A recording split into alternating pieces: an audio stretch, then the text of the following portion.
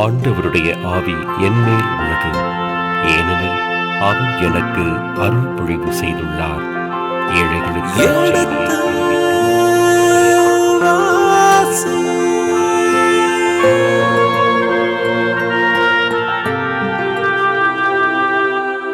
எடுத்து வாசி.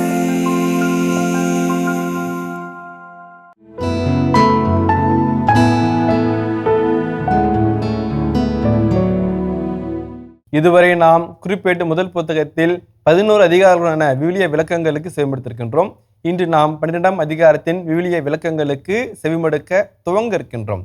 இந்த அதிகாரம் இதுவரை நடந்ததில் இதுவரை தலைமுறை பட்டியல், அதற்கு அடுத்து சவுலின் மரணம் என்று இருந்தது. இனி தாவீதை குறித்து இருக்க போவதை நாம் பார்க்கின்றோம். தாவீது எவ்வாறாக, எங்கிருந்து, என்னவாக என்பதையெல்லாம் பார்த்திருக்கின்றோம். தாவீது மட்டும்தானா, உடனிருந்தவர்கள் யார் யார் என்பதையெல்லாம் பார்க்க இருக்கின்றோம்.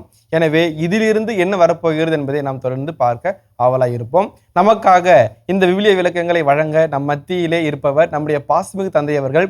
உங்கள் சார்பாக தந்தை அவர்களுக்கு வணக்கம் சொல்லி நிகழ்ச்சியை தொடங்குவோம். வணக்கம் தந்தை அவர்களே.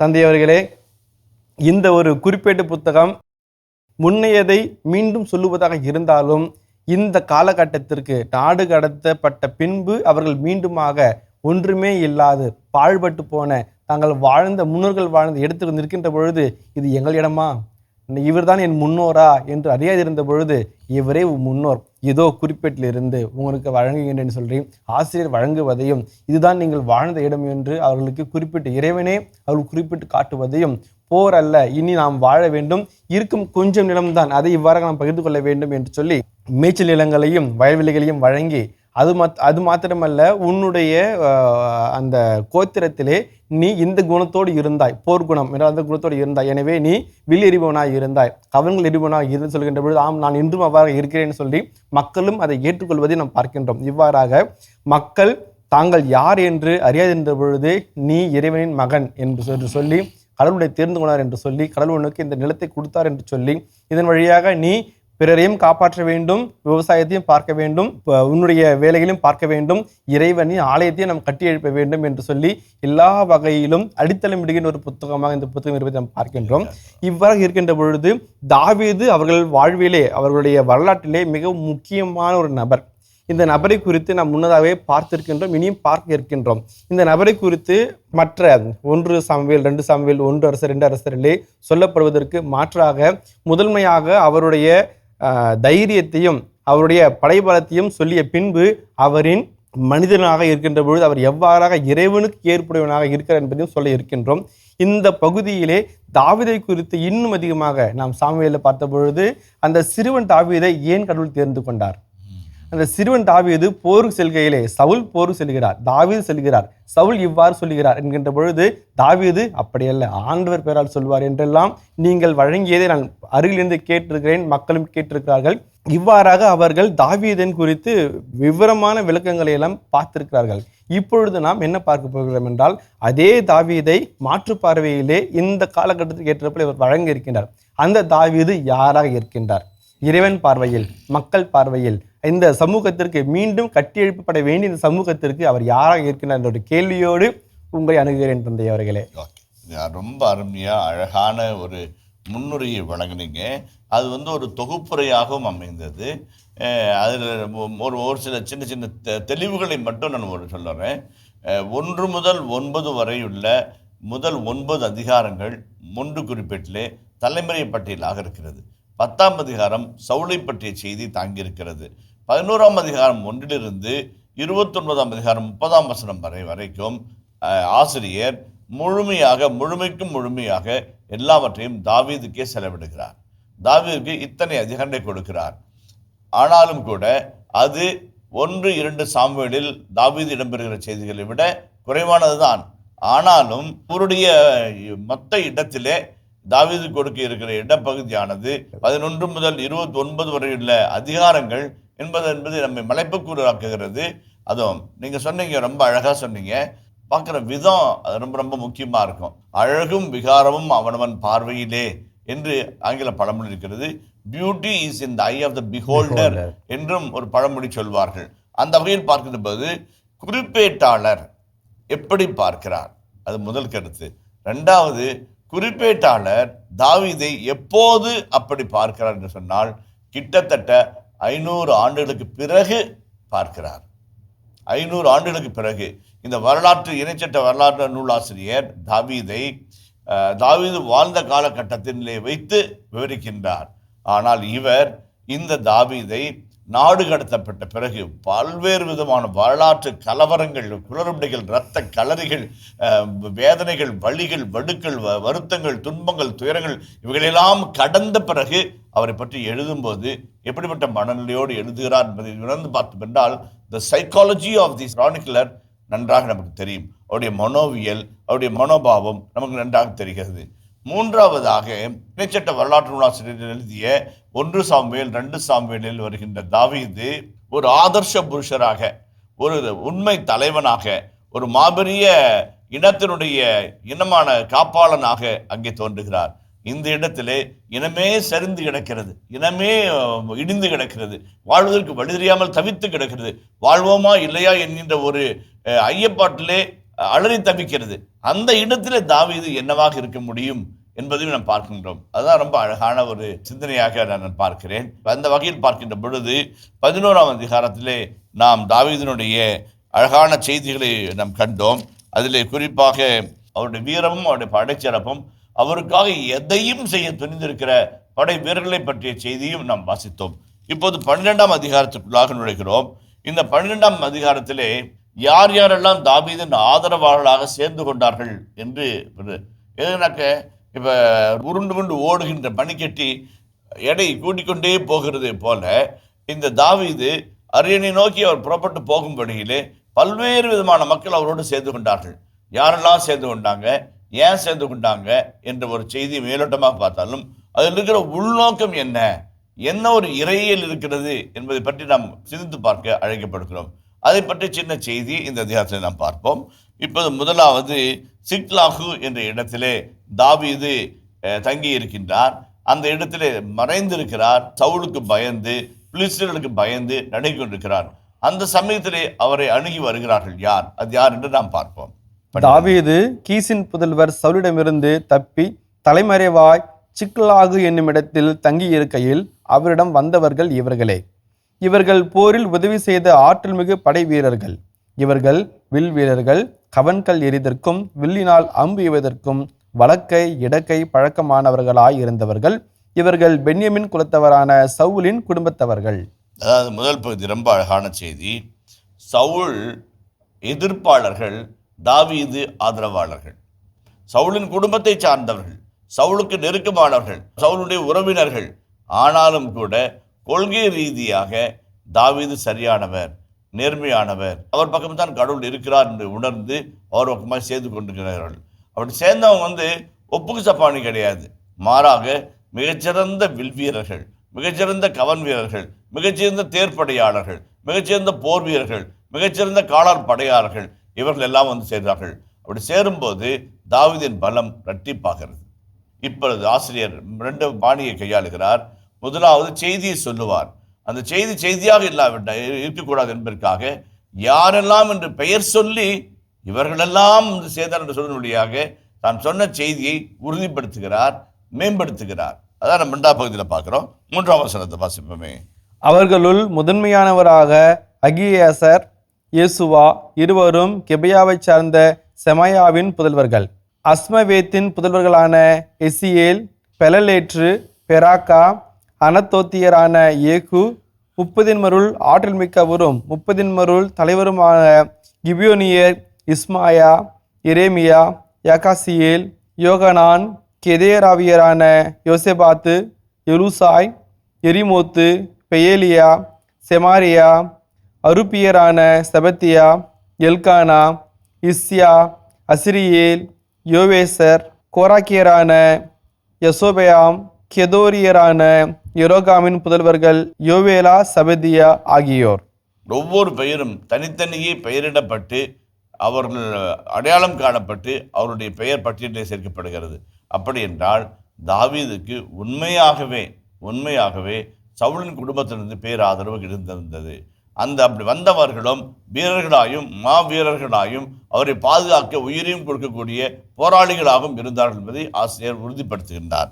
அடுத்த பகுதியில் பார்க்கும்போது பென்யமீன் குலத்தை அடுத்து காத் என்பது பிலிஸ்தீனர்களுடைய நகரம். பென்டா போலிஸ் என்று சொல்வார்கள். பென்டா என்றால் 5 போலிஸ் என்றால் நகரம்.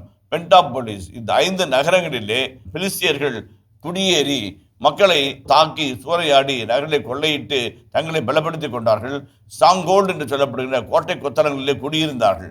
அப்படிப்பட்ட காத்து நகரை சார்ந்த மக்களும் தாவீதுக்கு துணையாகவும் இணையாகவும் உதவியாகவும் வருகிறார்கள் என்பதை இந்த பகுதி சுட்டி காட்டுகிறது.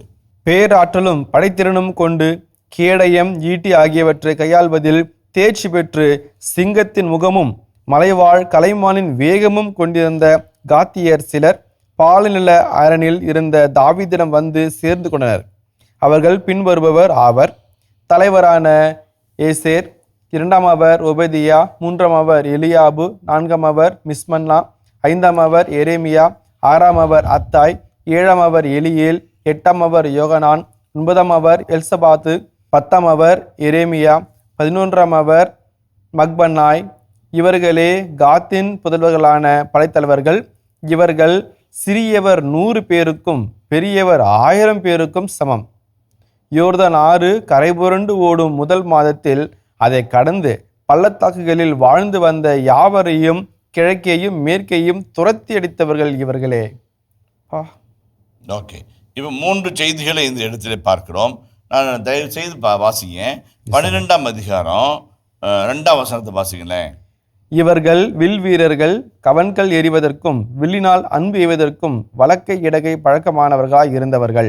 இப்போ பாருங்க, அவங்களுடைய ஸ்பெஷாலிட்டி என்னென்ன. இப்போ வந்து உதாரணத்துக்கு நம்ம மிலிட்ரிக்கு ஆள் எடுப்புன்னு வச்சுங்களேன், வந்து துப்பாக்கி தரைப்படை, அதே போல் பீரங்கி ஜெயில்ஸு அந்த இதுக்கு, அதே மாதிரி வந்து கமாண்டோஸு, இப்படி வகை வகையாக பிரித்து வச்சுக்குவோம். அந்தந்த தாக்குதலுக்கு அந்தந்த மகர்களை நாம் பயன்படுத்துவோம். அப்படிப்பட்ட நிலையிலே தாவீதிடம் சேர்ந்தவர்கள் எல்லாரும் ஒட்டுமொத்தம் ஒரே ஆளாக இல்லை. முதல்ல அதில் பாருங்களேன், வில் வீரர்கள், கவன்கள் எறிவதற்கு, வில்லினால் அம்பு எய்வதற்கு. நான் ஏற்கனவே ஒரு சொன்னேன், கவன்கள் வந்து தாவீது வீசினார் அப்படின்னாக்க அது வந்து ஒரு சாதாரண ஒரு பயிற்சி செயல் அல்ல, மாறாக விளையாட்டு செயல் அல்ல. அதற்கென்று பயிற்சி பெற்ற பயிற்சியாளர்கள், படை வீரர்கள் இருந்தார்கள். 100கணக்கிலே 1000கணக்கிலே பெரும் படையாய் திரண்டு அவர்கள் கவன் வீசுவார்கள். வீசும்போது ஒவ்வொரு கல்லும் விறு விறு விறு விறு விறு விறு என்று எதிரிப்படையை தாக்கும் போது சின்ன பின்னமாகும், சிதிலடைந்து போகும். அதுதான் வந்து கவன் படை வீரர்கள் என்று நான் வீசுவார்கள். அந்த வகையில் பார்க்கின்ற பொழுது வில் வீரர்கள், கவன்கள் வீரர்கள் வில்லினால் அம்பு எய்வதற்கும், அதே போலவே வடக்கை இலக்கை பழக்கமுள்ளவர்கள். பெஞ்சமின் குலத்தவர்கள் எல்லாருமே இடக்கை பழக்கம் உள்ளவர்கள் என்று வில்லியம் சொல்லுகிறது. பெஞ்சமின் குலத்தை சேர்ந்தவர்கள் எல்லாரும் இடக்கை பழக்கம் உள்ளவர்கள். இவங்க பை பிராக்டிஸ், கான்ஸ்டன்ட் பிராக்டிஸ், வளமும் இடமும் சேர்ந்து பயிற்சி மிக்க திறமைசாலிகளாக இருக்காங்க. போராற்றலும் படைத்திறனும் கொண்டு கேடயம், ஈட்டி ஆகியவற்றை கையாள்வதில் தேர்ச்சி பெற்று சிங்கத்தின் முகமும் மலைவாழ் கலைமானின் வேகமும் கொண்டிருந்த காத்தின் குலத்தவர்கள். காத்ன்றது யார் அப்படின்றதுக்கு ஒரு டெஃபினேஷன் கொடுக்குறாங்க. காத்து மக்கள் என் பக்கம் இருக்கிறாங்கடா அப்படின்னா நம்ம என்ன நினைக்கிறோம்னாக்க, அவர்கள் கேடயம், ஈட்டி ஆகியவற்றை கையாளுவதில் தேர்ச்சி பெற்றவர்கள். கேடயன்றது டிஃபென்ஸு. இப்போ நம்ம இப்போ போர் புரியும்போது நம்ம மத்தியில் கேஷுவாலிட்டி அதிகமாக இறந்து போனாங்க அப்படின்னோம்னாக்க நம்ம வெற்றி பெற்றாலும் கூட தோல்வி பெற்றதாகத்தான் அது கருதப்படும். ஏனென்றால் பலவிதமான போர் வீரர்களை இழந்து விட்டோம், நாளைய போருக்கு ஆள் இல்லாமல் நிலையில் இருப்போம். ஆகவே கேடயம் என்பது டிஃபெண்டர்ஸ், யாரும் உள்ளே வராமல். சில சமயத்தில் அமெரிக்காவில், சில சமயத்தில் ஜெர்மனியில், சில சமயத்தில் ஃப்ரான்ஸில் எல்லாம் அந்த கேடயத்தெல்லாம் ஒன்றா வச்சு பிடிப்பாங்க. அவங்க எடுத்து எரிகின்ற சோடா பாட்டில், பல்பு, கல், எள்ளு எல்லாத்தையும் அப்படியே அந்த கேடயம் அப்படியே சேர்த்து நிறுத்தும். ஒரு கோட்டை மாதிரி வச்சுருப்பாங்க. ஐரோப்பிய போலீஸ்காரை பார்த்தா நம்ம தெரிஞ்சிருக்கோம். அதே போல் இவர்கள் கேடயத்தினால் நாம் மக்களை மீட்கக்கூடியவர்களே. ஈட்டி பயன்படுத்தக்கூடிய வல்லமை படைத்தவர்கள். ஈட்டி என்பது இங்கே இருந்து கொண்டு தூரமாக இருக்கிறவனை நோக்கி எரிக்கிறது. அங்கே அது வந்து ஒரு மிக முக்கியமான ஒரு காரியமாக இருக்கிறது. அதே மாதிரி சிங்கத்தின் முகமும் மலைவாழ் கலைவானின் வேகமும் கொண்டவர்கள். அந்த ஸ்விஃப்ட் அண்ட் ஸ்பீடு அப்படிம்பாங்க. வீரமும் இருக்குது, அங்கே விவேகமும் இருக்குது. ரெண்டு கலந்த மனிதர். அடுத்து பாருங்க, பெஞ்சமின் பாருங்கள, பெஞ்சமின் யூதா குல ஆதரவாளர்கள். பென்யமீன் யூதா புதல்வர்களில் சிலர் அரணில் இருந்த தாவீதிடம் வந்தனர். தாவீது அவர்களை சந்திக்க வெளியே வந்து அவர்களை நோக்கி, நீங்கள் சமாதான நோக்குடன் எனக்கு உதவி செய்ய வந்துள்ளீர்கள் என்றால் நான் உங்களை இதயபூர்வமாக ஏற்றுக்கொள்கிறேன். மாறாக குற்றமற்றவனான என்னை என் எதிரிகள் கையில் ஒப்படைக்கும் பொருட்டு வந்துள்ளீர்கள் என்றால் நம் முன்னோரின் கடவுள் அதை கண்டு தீர்ப்பு கூறட்டும் என்றார். இப்போ பெஞ்சமின் யூதா கோத்திரம் யாரு? பென்யமீன் சவுல் அரசுடைய சேர்ந்தவர். யூதா தாவீது குலத்தை சேர்ந்தவர்கள். இப்போ தாவீது குலத்தை சார்ந்தவர்கள். அது முக்கியமாக இந்த இடத்துல பெஞ்சமினை விட யூதாவின் கோத்திரமாகிய தாவீது குலத்தை சார்ந்து வராங்க. அப்போ அவர் ரொம்ப அழகாக சொல்றாரு, ஒருவேளை நீங்கள் ஆண்டோடைய பெயரால் எனக்கு உதவி செய்ய சமாதானத்தின் பொருட்டு வந்தீங்கன்னாக்க ஆண்டோட ஆசீர்வதிக்கட்டும். ஒருவேளை இல்லை என்னை காட்டி கொடுத்து என்னை சவுலின் கையில் ஒப்படைப்புக்காக நீங்கள் வந்தீங்க அப்படின்னாக்க நான் ஒன்றும் செய்ய மாட்டேன். என் இனத்தானுக்கு எதிராக நான் கை ஓங்க மாட்டேன். அது என்னுடைய பழக்கம் கிடையாது. ஆனால் ஆண்டவர் தீர்ப்பு கூறட்டும், ஆண்டவர் தீர்ப்பு கூறட்டும் என்று ஆண்டவரை வெளியே கொண்டு வைத்து அருமையான சொல்கிறார். ஆண்டவர் தீர்ப்பு சொல்லட்டும். அவருடைய எண்ணப்படி, அவருடைய செயல்பாட்டின்படி, அவருடைய நியாயத்தின்படி நாம் நமக்கிடையே நிகழ்வுகள் நடக்கட்டும் என்று சொல்கின்றார். அதுதான் தொடர்ந்து. அப்போது 30 தலைவர் அப்போது 30 தலைவர் ஆகிய அமாசாவை ஆவி ஆட்கொள்ளவே அவர், தாவீதே, நாங்கள் உம்முடையவர்கள், ஈசாயின் மகனே, நாங்கள் உம்மோடு இருப்போம். வெற்றி உமக்கே வெற்றி, உமக்கு உதவி செய்வோருக்கும் வெற்றி, ஏனெனில் கடவுள் உமக்கு துணை நிற்கின்றார் என்றார். ஓகே, இப்போ இந்த பாடல் ஒரு அழகான ஒரு பாடல், அருமையான ஒரு பாடலாக இருக்கிறது, எபிரேய பாடலாக இருக்கிறது. அந்த பாடலுடைய முழு பொருள் என்பது ஆவியினால் ஆட்கொள்ளப்பட்டு, the spirit of the lord ரூவாஹ் அதனாய் அவர் மீது இறங்குகிறது, அமாசாவின் மீது இறங்குகிறது. அவர் பாடுகிறார், 4 காரியங்களை சொல்லுகிறார். நாங்கள் உம்முடையவர்கள். பெஞ்சமின் குலமாக இருக்கலாம், யூதாவின் குலமாக இருக்கலாம், ஆனால் நீ நகமும் சதையுமாய் நாங்கள் உம்முடையவர்களாக இருக்கிறோம். முதல் காட்சி. இரண்டாவது, நாங்கள் உம்மோடு இருப்போம். சில சமயத்தில் நம்ம ஆளுங்கம்மாங்க முதல்ல குத்திட்டு போயிடுவாங்க. அது 2வது காட்சி. 2வது, உமக்கே வெற்றி. அந்த வெற்றியை பார்க்க அவர் சொல்றாரு, நாம் இணையும் போது வெற்றி கிடைக்கும் என்று சொல்லவில்லை, உமக்கே வெற்றி என்று சொல்லுகின்றார். அதுக்கு அடுத்தபடியாக உமக்கு உதவி செய்வோருக்கும் வெற்றி. யார் உதவி செய்கிறாங்க? இவங்க தான் உதவி செய்கிறாங்க. இவங்களுக்கும் வெற்றி. அப்போ அவருடைய வெற்றி ஈகோத்தனமான ஒரு வெற்றி அல்ல, தான் என்ற அகங்காரத்தில் பெறுகின்ற வெற்றி அல்ல, தானே வலிமையை போரிட்டு பெற்றுகின்ற வெற்றி அல்ல, இணைந்த வெற்றி, ஒன்று சேர்ந்து உழைத்து பெறுகின்ற வெற்றி, ஒருவரும் இணைந்து போராடுகின்ற போராட்டத்தின் விளைவாக வருகின்ற வெற்றி என்பதை அவர் சுட்டி காட்டுகிறார்கள்.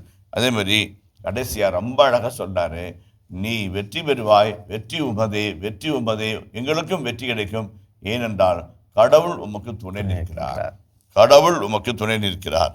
இதில் 2 அர்த்தங்கள் இருக்குங்க. ரொம்ப அருமையான வசனம். இந்த பாடல் அருமையான பாடல், மிக அழகான பாடல்.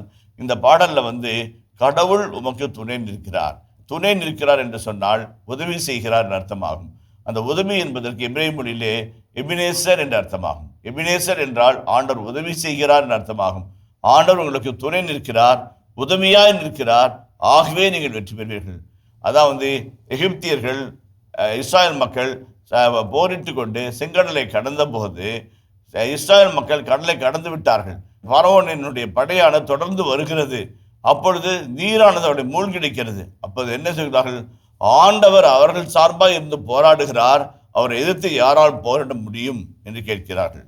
அதைத்தான் இந்த பகுதி அழகாக சொல்லுது, ஆண்டவர் உங்களுக்கு துணை செய்கிறார், ஆண்டவர் உங்களுக்கு துணை செய்கிறார், துணை செய்வார். தப்பியோடி சிக்லாகில் தங்கியிருந்து அரணிலே மறைந்திருந்து வாழ்கின்ற இந்த காலகட்டத்திலும் ஆண்டவர் உங்களோடு இருக்கிறார், வெற்றி நாட்களிலும் ஆண்டவர் உங்களோடு இருப்பார் என்று அழகாக சொல்வார். ரொம்ப அழகான ஒரு பகுதியாக அமைகிறது, அற்புதமான ஒரு பாடலாக இருக்கிறது. தாவீது அவர்களை நல்லா பாருங்க, அந்த இடத்துல படைக்கு அவர்களை தலைவர்கள் ஆக்கினார். இப்ப அந்த வார்த்தை வரைக்கும் வரல, படை தலைவர்களா யாரையும் ஆக்கல. 15 பேர் 30 பேர் என்றெல்லாம் இருந்தாங்க. ஆனால் படைக்கு தலைவர்களை யூதாவின் கோத்திரத்திலிருந்தும் பென்யமீன் கோத்திரத்திலிருந்தும் அவர் உருவாக்கினார். சரிங்களா? அது ஒரு ராஜதந்திரம் அதை உருவாக்கினார். அதுதான். அடுத்ததாக நாம் பார்க்கும்போது மனாசே குல ஆதரவாளர்களை சந்திக்கின்றோம். தாவீது பெலிஸ்தியரோடு சேர்ந்து சவுலுக்கு எதிராக போரிடச் செல்கையில் மனாசேயரோடு சிலர் அவரோடு சேர்ந்து கொண்டனர். பெலிஸ்திய தலைவர்கள் தங்களுக்குள் ஆலோசனை செய்து, தாவீது தன் தலைவன் சவுலோடு சேர்ந்து கொண்டால் நம் தலை உருளும் என்று சொல்லி அவருடைய உதவியை பெறாமல் அவரை அனுப்பிவிட்டார்கள். தாவீது சிக்லாக்கு திரும்பி வந்தபோது மனசேயருள் 1000 தலைவரான அத்னாகு, யோசபாது, எத்தியவேல், மிக்கேல், யோசபாது, எலிகு, சில்தாய் ஆகியோர் மனசேயை விட்டு அவரோடு சேர்ந்து கொண்டனர். அங்கே வந்த கொலைக்காரரை முறியடிக்க இவர்கள் தாவீதுக்கு துணை நின்றார்கள். ஏனெனில் இவர்கள் அனைவரும் வலிமைமிகு வீரர்களாயும் ஆற்றல் மிக்க படைத்தலைவர்களாயும் இருந்தார்கள். இவ்விதமாக தாவீதுக்கு உதவி செய்வோர் ஒவ்வொரு நாளும் அவரிடம் வந்து சேர்ந்து கொண்டே இருந்தனர். எனவே அவர்கள் கடவுளின் படையை போல பெரும் படையானார்கள். ஓகே, இப்போ வந்து 2 சின்ன செய்திகளை இந்த பகுதி நமக்கு சுட்டி காட்டுகிறது. மனாசே குடும்பம் என்பது 4 முக்கியமான குறிப்பேட்டாளருடைய குடும்பங்களில் ஒன்று. பெஞ்சமின், யூதா, மனாசே மற்றும் எப்ராயிம் என்கிற 4 கோத்திரங்கள். அதில் மனாசேவின் கோத்திரமானது மிகுந்த போர் வலிமை மிக்க கோத்திரமாகும். கிதியோன் எல்லாம் இந்த மனாசே கோத்திரத்தை சார்ந்தவர் தான். நீதித்தலைவர்கள் ஒருவரான அவர் பெறுகின்ற பிரிச்சலை படுத்துகின்ற பாடு சொல்லி மாறாது. அப்படிப்பட்ட நிலையிலே மனாசேவினுடைய குலமும் தாவீதுக்கு ஆதரவாக வந்துட்டு. அப்போ வந்து தாவீது சிக்லாகில் இருக்கிறார். யாருக்கு எதிராக? சவுலுக்கு எதிராக மறைந்த வாழ்க்கை சிக்லாகில் இருக்கிறாரு. இப்போ பிரிசேல் சொல்கிறாங்க, ஒருவேளை நம்ம தாவீது பக்கம் கூட்டணி வச்சு சவுல் எதிர்த்து போராடும் போது தாவீது திருப்பிக்கிட்டான்னாக்க, தன் தலைமனாகிய சவுல் பக்கத்துக்கு திரும்பிட்டான்னாக்க நம்ம தலை உருளும்டா சாமி, வேண்டாம்டா, அந்த வம்பே வேண்டாம், யாரையும் நம்பணும்னு அவசியம் கிடையாது, அவன் போட்டோம், அவன் பக்கமே போட்டோம், அவன் வழியிலே போட்டோம் என்று அவனை விட்டு விட்டார்கள். அந்த வகையில் பார்க்கின்ற பொழுது வரலாற்று நூல்களில் நாம் காண்கின்ற 1-2 சாமுவேல் புத்தகத்திலே எப்படியெல்லாம் பிலிஸ்தியர்கள் பக்கமாய் தாவீது உழைத்தார், நம்பிக்கையுடைய நடந்து கொண்டார், அவர்கள் சந்தேகப்பட்ட போதும் அவர்களுக்கு துணையாகவும் இணையாகவும் இருந்து போராடினார், தன்னை நம்பியவர்களை, தனக்கு அடைக்கலம் தந்தவர்களை, தனக்கு அபயம் தந்தவர்களை அவர் எப்படியெல்லாம் நன்றியோடு நடந்து கொண்டார் என்பதை பல பல பல நிகழ்வுகள் வழியாக நாம் கண்டோம். அதையெல்லாம் ஆசிரியர் ஒற்றை வரியிலே சுருக்கமாக மாற்றி இந்த இடத்துல வந்து பிலிஸ்தியர்கள் தாவீதினுடைய ஒத்துழைப்பை அவ்வளவாக நாடவில்லை என்பதை அழகாக சுருக்கமாக வெளியுறுத்தி சென்றார்கள். அந்த சமயத்தில் தான் மனாசேவினுடைய குடும்பத்தினர், அவருடைய குலத்தவர்கள் எல்லாம் தாவீதுக்கு துணையாகவும் இணையாகவும் இருந்து செய்தார்கள். இவர்கள் வலிமைமிகு வீரர்களும் ஆற்றல் மிக்க படைத்தலைவர்களாகவும் இருந்தார்கள். வலிமைமிகு வீரர்களாகவும் ஆற்றல் மிகு படைத்தலைவர்களாகவும். வீரர்கள் என்கிறவர்கள் போராளிகள், போராடுகிறவர்கள். படை தலைவர்கள் என்கிறவர்கள் படையை நடத்துகின்ற விதம், படையை அமைக்கின்ற வியூகம், படையின் தாக்குதலை திட்டமிடுகின்ற தீவிரம், இதெல்லாம் கொண்டவர்கள் தலைவர்கள். அப்போ ஆற்றல்மிகு வீரர்களும் இருக்கிறாங்க, படை தலைவர்களும் இருக்கிறாங்க. அந்த தலைவர்கள் அவர்களும் வந்து தாவீதோடு வந்து சேர்ந்து கொண்டார்கள். அப்படி சேர்ந்து கொண்ட போது தாவீதினுடைய படையானது கடவுளின் படையை போல பெரும்படையாய் இருந்தது என்கிறார்கள். இது எதை குறித்து காட்டுகிறது? கடவுளின் படை என்று சொல்வது it's a huge army of God, huge army, மிகப்பெரிய படையாய் இருந்தது என்பதைத்தான் ஆசிரியர் கடவுளின் படையாய் இருந்தது. 2 காரியத்தில், ஒன்று 12ஆம் அதிகாரம் 18ஆம் வசனத்தில் வாச்சமே, கடவுள் துணை நிற்கின்றார், கடவுள் உமக்கு துணை நிற்கிறார். ஆக கடவுள் துணை தாவீதுக்கு இருப்பதாலும், கடவுளை சார்ந்த மனிதர்கள் தாவீதின் படைக்குள்ளாக இருப்பதாலும், அந்த சார்ந்தவர்கள் பெரும் அளவிலே போராட துணிந்துவதனாலும் அது பெரும் படையை போல், கடவுளின் படையை போல் இருப்பது என்று ஆசிரியர் அழகாக சுட்டி காட்டுகிறார். இனிய இதயங்களே, எடுத்து வாசி நிகழ்ச்சியில் குறிப்பேட்டின் முதல் புத்தகத்துடனான விவிலிய இறை வசனங்களுக்கு செய்யப்படுத்திக் கொண்டிருக்கின்றோம். இதன் தொடர்ச்சியை மீண்டும் அடுத்த பகுதியில் தொடர்வோம். அதுவரை இணைந்திருங்கள். இயேசுவுக்கே புகழ், இயேசுவுக்கே நன்றி, மரியே வாழ்க. பாமர ஜனங்கள் அல்ல, அன்றாடம் காட்சிகள் அல்ல, மாறாக வலிமிகுந்த படை வீரர்கள் அவரை வலிந்து கேட்டுக்கொண்டிருக்கிறார்கள், நீர் எங்களுக்கு தலைவராக வாரும் என்று சொல்லி